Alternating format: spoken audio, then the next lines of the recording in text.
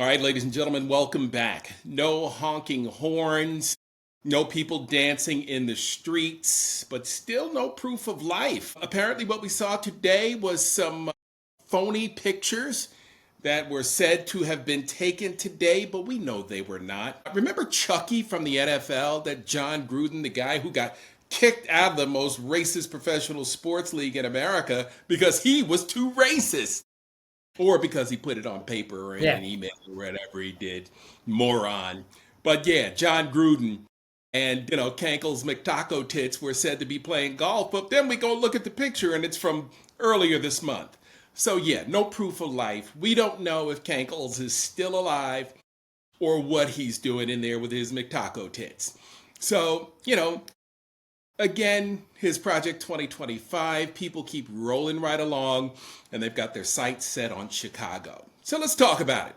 Brock Ganeles joins us now live from the beautiful confines of the Hudson River Valley. Brock, these right-wing influencers are going nuts, trying to prove that Kanks is still alive. But, do we know? I mean, what do we know? He looks terrible. Terrible. They had a shot of him yesterday on Midas Touch. It didn't look good, buddy. Funniest meme I saw was like a Weekend at Bernie's thing, and it was like Stephen Miller and like Russell Voigt, the OMB guy, like just holding up Trump because like they want him alive, like they need him now, like he's already a puppet, and they're the puppeteers. So look, For they sure. all wonder what happens when he dies. Like they Right. don't want JD Vance in that photo. They don't trust that JD Vance can keep things No, stitched together and no. keep the in essence the train rolling down the tracks. Like it would Yeah. definitely be a major setback. So I mean, we keep he's gonna have to do a press conference one of these days. He's gonna have to show his face, right? Right. So I mean, is he We'll gonna do it see. before or after all those Epstein victims come to DC Come and hold forward. their Yeah, man. marathon press conference? Yep. We'll see if he's well enough to even respond and retort. This kind of reminds me of Braveheart, of when the king was on his deathbed and Mel Gibson told him that he's got a, or the girlfriend, the wife, the daughter-in-law told him that she was carrying Braveheart's baby, Mel Gibson's baby, and Edward Longshanks just lost his mind. It was a beautiful thing, and I wish there was something we could whisper in Donald's dying ear that just sent him right over the edge. But you know what the thing about it is, Brock? There's nobody else that can get people to do the job that ICE is doing right now, right? Kind of like the same mentality as we were just talking off camera with the slave catchers and the guys who signed up to get on the boat and go down to Africa and steal human beings. Who else can talk someone into doing that? Yeah, who takes that job? But who, right? Who takes that job? But who, like, also, yeah, who can convince people that this is a job that's honorable, Right. worth doing, brings value? Maybe it just attracts the worst of the worst who just want a paycheck and literally have no morality. But yeah, I was, as we were talking about, it got me to thinking about like who took the job and maybe only for Donald Trump's fucking crazy racist army. Would someone take the job to round up separated children and like shuffle them into an airplane, right? That was sitting on the tarmac in Denver, I think? Till the judge stepped in and said it was too inhumane, and illegal. So then somebody had to like pull these kids back off the plane. And then what'd they do with the kids? Just throw them Right. on cots or on the floor. And then somebody had to watch those kids. But there's someone taking that job. There's a whole group of people that are getting prepared to go into Chicago.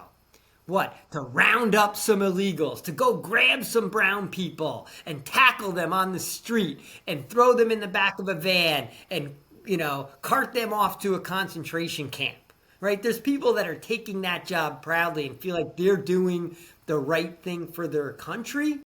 Or do they just need a paycheck? I mean, do they not see like the inhumanity of what they're doing in the way, like I said to you, is like, what was in the mindset of that slave catcher in 1740 who got on that boat to Africa Right. with a net to literally capture people and throw them on a boat and send them to slavery. Like, what are the ICE agent, the mentality of the ICE agents? And it's only I think it's only in Trump's America that people energetically are signing up for these jobs that are like entirely immoral, and they will be in the documentaries 50 years from now, and Oh their yeah. families are going to see like grandpa in the photo of being one of these people that was like tackling Latinos at Home Depot and like beating them on the pavement, and then like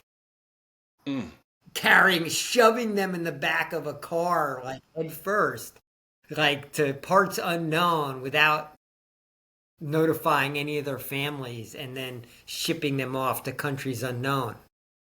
But it's even worse when it's kids.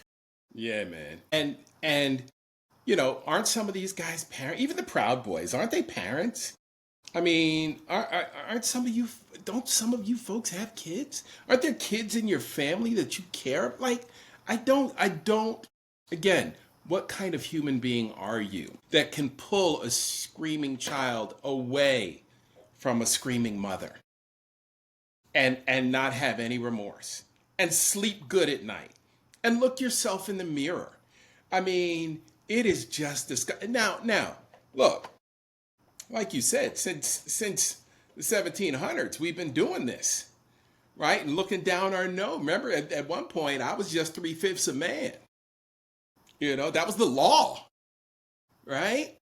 It wasn't until the 50s that my parents got voting rights. So we've got to look around and realize who we are as a people and as a country. And then we got to decide if we want to be better, right? Because like you said yesterday so eloquently, Donald Trump has the skill to bring out the worst in all of us. And that's the sad part. I told you I had not owned a gun in my lifetime until Donald Trump became president. His rhetoric made me believe I needed. And if somebody was trying to snatch my grandchild from my daughter-in-law, you better believe they're going to get a fight. They're going to get a fight. And I've barely even shot these weapons, except for 1 or 2 times at the range. But you know what? I got them just in case. And you're not just going to send my child any old place. Here's the thing. The people that are taking these jobs are really just going after low-hanging fruit, right? They're not going after the bad boys, the worst of the worst, right? They're not stopping at any of the jails to pick up any of these folks, right? We haven't heard about any MS-13 offloads at any prisons around the country, federal or state. And I would imagine you would like to do something like that to ease the overcrowding. But they're not. They're not. Because these people are all about the cruelty, Brock. And that's the issue. They're I all mean, about the cruelty. they pulled that volunteer fireman right off the front line. He's out there fighting a wildfire, risking his life, volunteer. And that's where they go and snatch a person, right? I mean, yeah, they're at the Lowe's, the Home Depots of the world, right? Where people are looking for some day work, right? To make a few dollars, feed their families. And that's where they're grabbing them at the courthouse, right? I mean, Right. when they're trying to properly work them way through the legal process to get some sort of status here. I mean, it's been absurd, but the mentality of who takes the job. I mean, I'm going to assume. I mean, there's probably some bad people in there already, but then Trump just ignited them to be worse and kind of legitimized their worst instincts, like the Yes. racism that was already in them. He's like legitimized it and green lit it. And now they feel like it's business as usual and they're doing the right thing for the country. It must be how they just think about it, or what the lie they tell themselves. But when it comes to the kids, the whole thing with the kids I don't get, right? Like they must all be screaming in fear and desperation. Like you're just carting them onto a plane and strapping them in, and you hop off the plane and go grab a couple beers and watch a ball game. It's like you know, day's work. It's disgusting. Yeah, man. Like, I just don't know how you do it. Just like I can't imagine being one of those slave catchers just on horseback, mowing people down, dropping these heavy nets on them, tight packing them into. That's one of the things I remember about Roots and the Apex Museum here in Atlanta. Went to the Apex Museum and they showed an actual like replica of a slave ship and how the people would be tightly packed. And I remember them talking about it on Roots, tight pack or loose pack, right? Because they would put extra bodies in there. And can you imagine what the smell must have been like? No restroom. I mean, it was cruel, and sharks following the boats, waiting for the dead bodies to be thrown off. I mean, the whole practice itself was just cruel and disgusting. And think of all the pride all those a-holes had down there at Alligator Alcatraz, which now is already shut down, right? When they're so proud of it being built, and how terrible the conditions are going to be. Well, we'll hear the stories from these migrants and Latinos. I think we heard a little from some stories from some of them that got shipped down to El Salvador. Think about how tightly packed they are in these concentration camps. We have them in around the country. I mean, the conditions are horrendous. Just no one's letting cameras and phones in there, right? They're barely even letting congressmen to go in and check on it, because every time someone checks on it, they come out and saying the conditions are abhorrent, right? But they're not. We're treating them horrendously. But hey, those for-profit prison guys are making a mint, and there's people taking those jobs that are guarding these concentration camps, and they're seeing the conditions. And they just don't care. I mean, it's just it's a 9 to 5 for them, right? Which is absolutely frightening, Brock.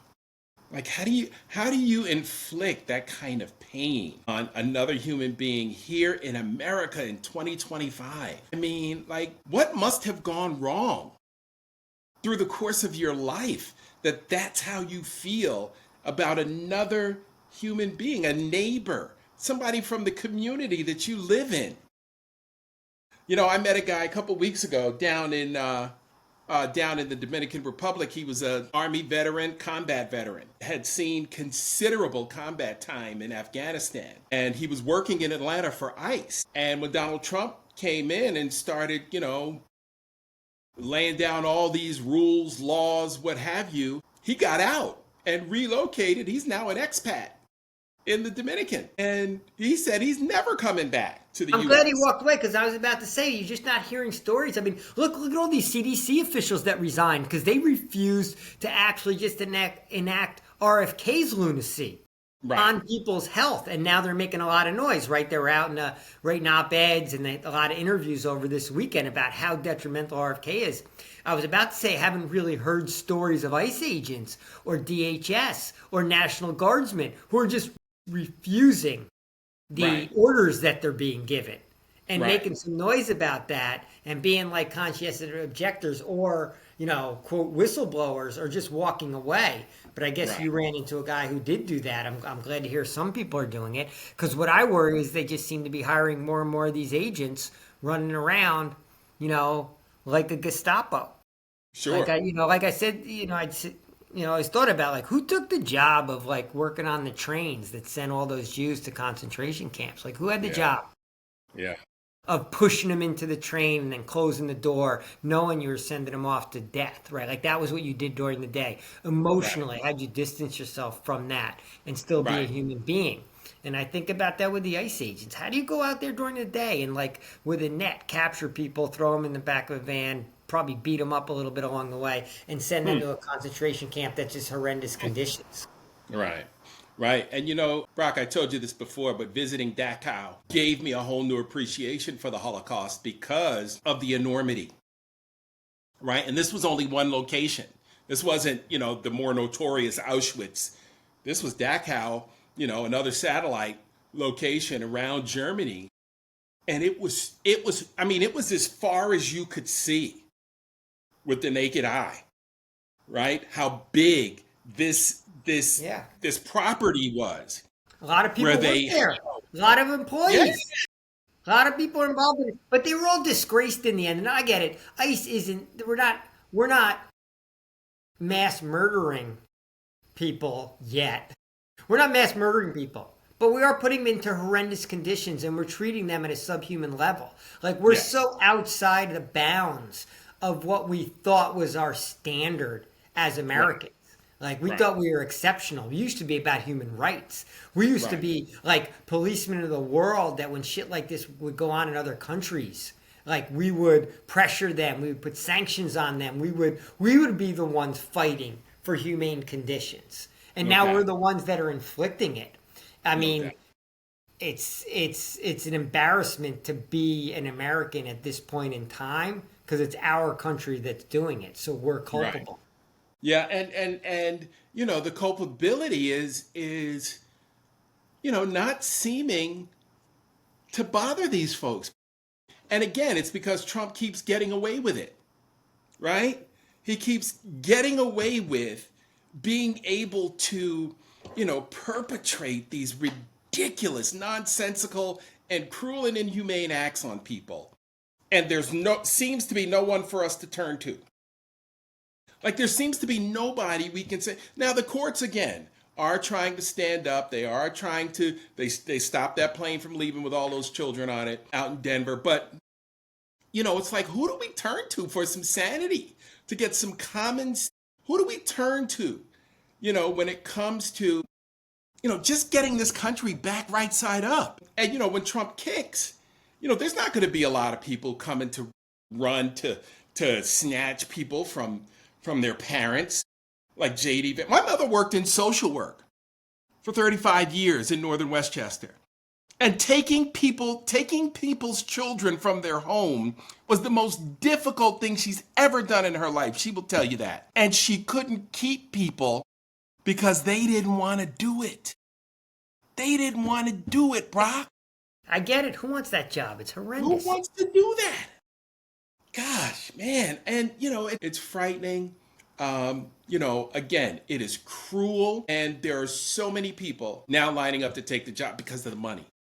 I would say it's un-American, except we have the American. largest prison population by far in the world, so it's not un-American. It's sadly very American, Very but it's American. just a wake-up call to complacent white America that like this is what we do. This is just an extreme. This is an extreme version of what we've been doing for decades and centuries. It just happens to be, kind of a concentrated version, an unfair version because it's, yanking people that are just trying to, make a living and survive here and contribute to American society. We didn't go after any criminals here, Sure. it's like less than Sure. 1%. So, but it's an American way to be violent. But I thought that kids would be a bridge too far for most of Right. America. Right. But they're Because I mean, not. Trump got one. The separation of the kids like really bothered America, and that got some fanfare, and that like kind of tempered. They kind of stopped the separation of families, right? The media covered it and kind of shamed even Trump, the worst of the worst, right? He's beyond that now, but like they kind of backed away from the policy. Now we're putting hundreds of kids on planes to ship them to some country. Like, what happens when they get there? There's no fucking plan. Do the parents even know where they are? Do families even know where their kids are or where they're going? I would argue probably not because there's no mechanism in place for this communication. Right. Right. There is nothing to say, hey, here's where your child is. This is how you can begin the process of getting them back. Because that's not a process. That's not a thing. Right. And think about it, Brock. Again, it's all based on, creating a lie and then lying about the lie, right? Until people believe it.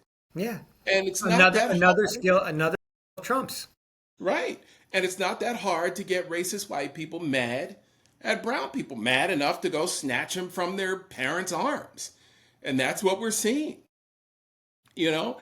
And we're seeing a lot of Americans sit on their hands and say and do nothing. Now, we're seeing a lot of Americans in the streets as well, but not enough to gum up the works and shut this shit down.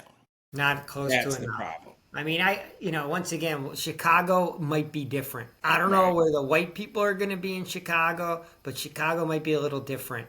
Like they just seem to be itching for the fight a little bit more.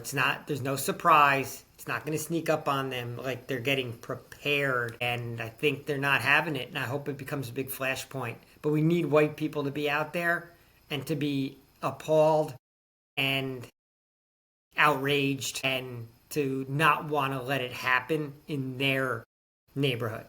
Right. And, the thing about it too, Brock, that no mask policy and ordinance in Chicago is going to create some confrontation. Let's see how hot that fire gets. But it's really smart because what Trump is playing is the crime card, right? Like, oh, there's so much crime here, we need to send in these troops, to clean Right. up the crime. So that's the game they're playing, is that it's Right. crime related. But it's really smart to put that ordinance in, then because you can say, hey, people are perpetrating a lot of crimes by being masked and not identifying themselves as officers of the Right. law. And there have been crimes committed by imposters.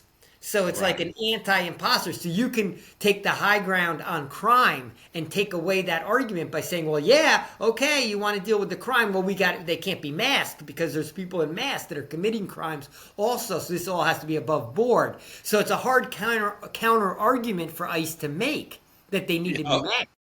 Yeah, exactly. And, it's going to be interesting to see what Chicago police have been told to do when one of these ICE folks refuses to move their mask. I mean, are we going to see guys brawling? Are guys going to shoot at each other? Are American law enforcement officials going to engage in battle with each other? Now, let that simmer for a moment.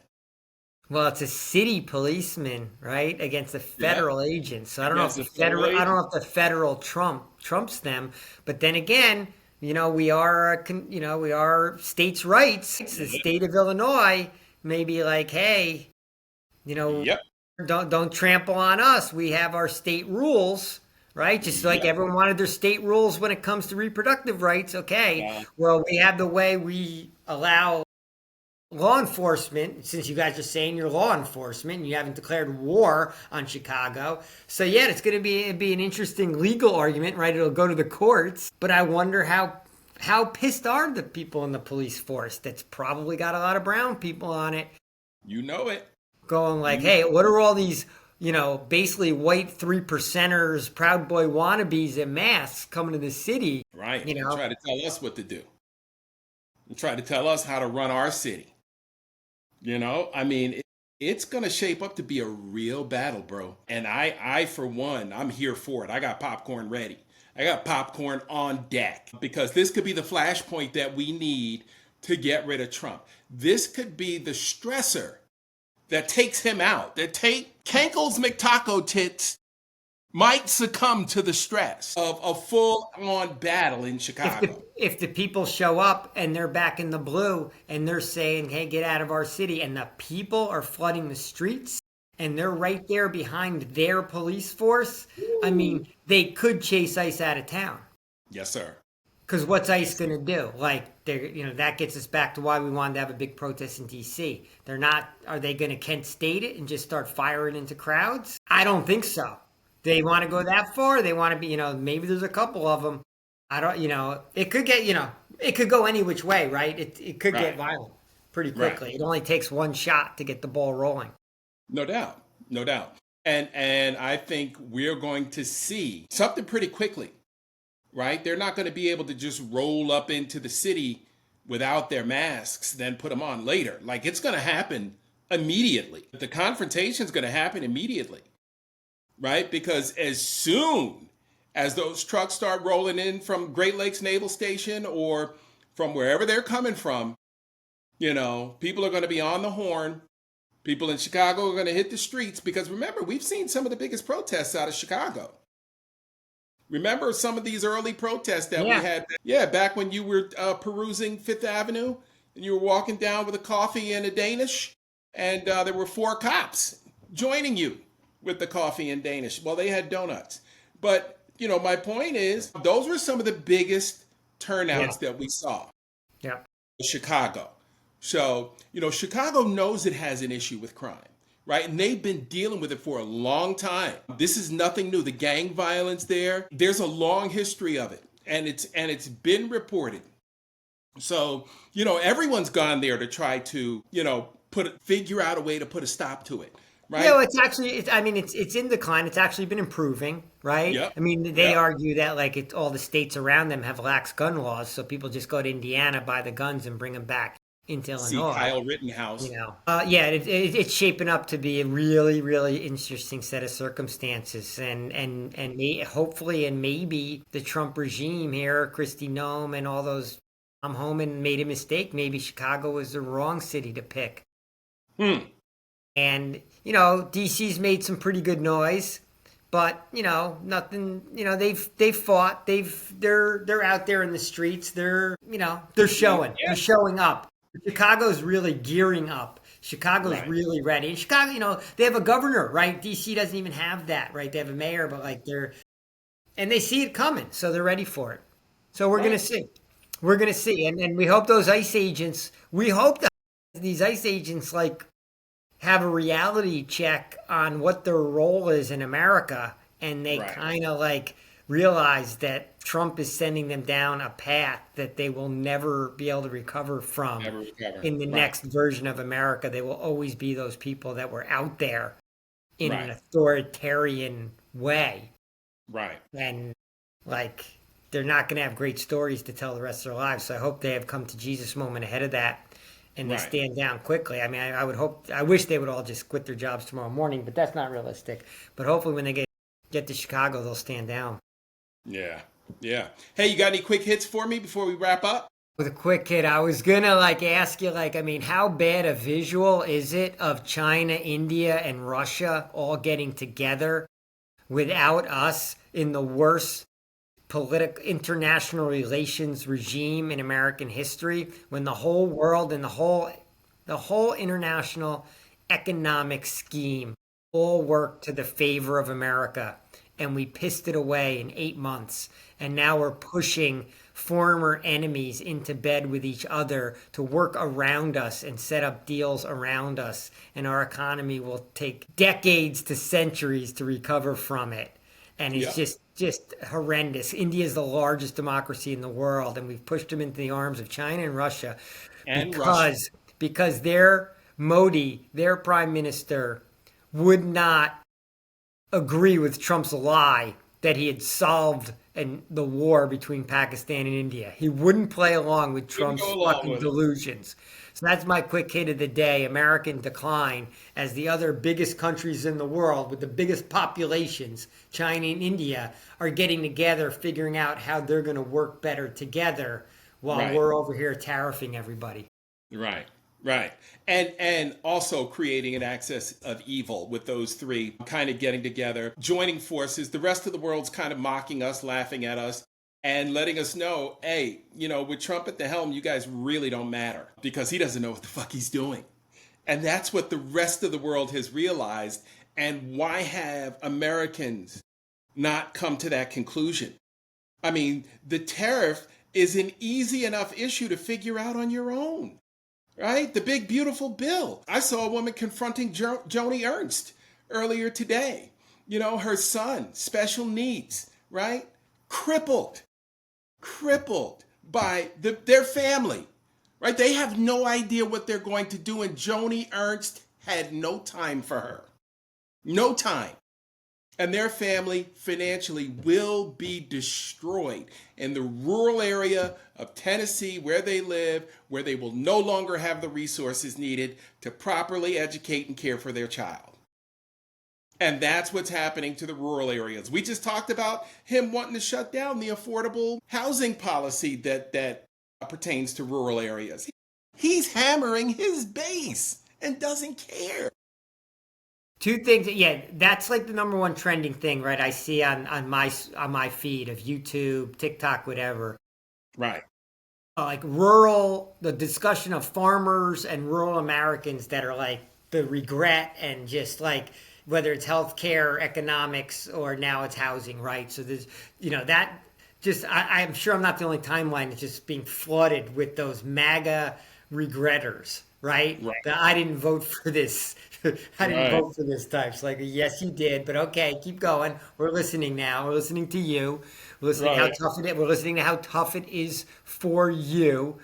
That's number one. And the second one is I'm looking for coming out of Labor Day. We don't even get into what a joke is. We have a Labor Day, right, with the oligarchy, like as if we honor labor in America. But we'll talk about that tomorrow. Is this whole healthcare thing coming from ahead and whether people are actually going to be able to get these new COVID shots and how pissed off America's going to get about for the people who want vaccines not having access because a maniac is in charge of our health care. And now Right. CDC with the resignations, they've just put out the warning signs that like a fucking lunatic is in charge. Nothing you're being told has anything to do with the science. And how mad white America gets about not being able to get their vaccines. Because if Right. my household's any reflection, like we're pissed. Like, don't tell me I'm fucking not getting access to a vaccine. So Yeah. don't tell me I have to risk getting COVID again. I want the vaccine. Just because you're fucking crazy and anti-vax, you go be crazy and anti-vax. Right. I I don't was give a going shit out of my anymore. mind.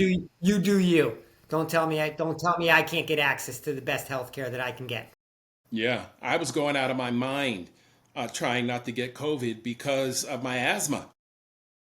I don't want any parts of COVID and having difficulty trying to breathe.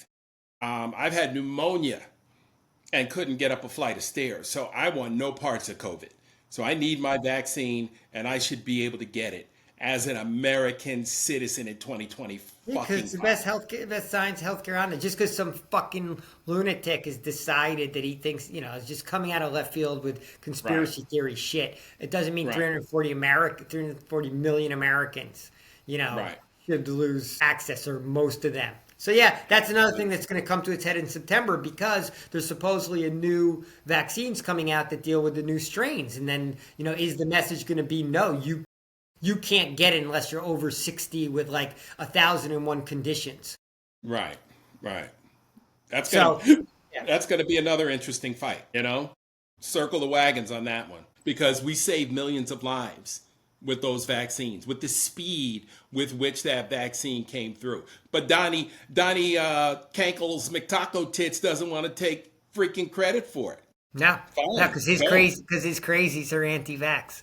He's got to Exactly. play, So sometimes you don't know who's leading and who's following, right? It's a very like symbiotic relationship. And remember the crazies, you know, they didn't care, I guess, that all the Fox News people had the vaccine. You couldn't go in the Fox building without getting the vaccine.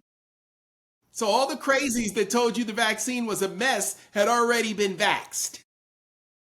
How dumb are you? We know how dumb they are, but it's gonna, yeah, yeah, and we'll keep we'll keep an eye out to see if Trump surfaces. Right now, he's like the Loch Ness monster, right? Like Right, there hasn't been a sighting in a while. right. So let's see, People need proof of let's life. see when he comes out and what he looks like when he comes out. He didn't look good after COVID. He put on a new suit after that. So we'll He see. didn't look good 10 days ago. No, sir. All right, my friend, that's going to do it for us tonight at Two Men in Black and Honest Conversation. Have a great day, folks. Brock, see you tomorrow, my friend. All right, Mark. Talk to you tomorrow.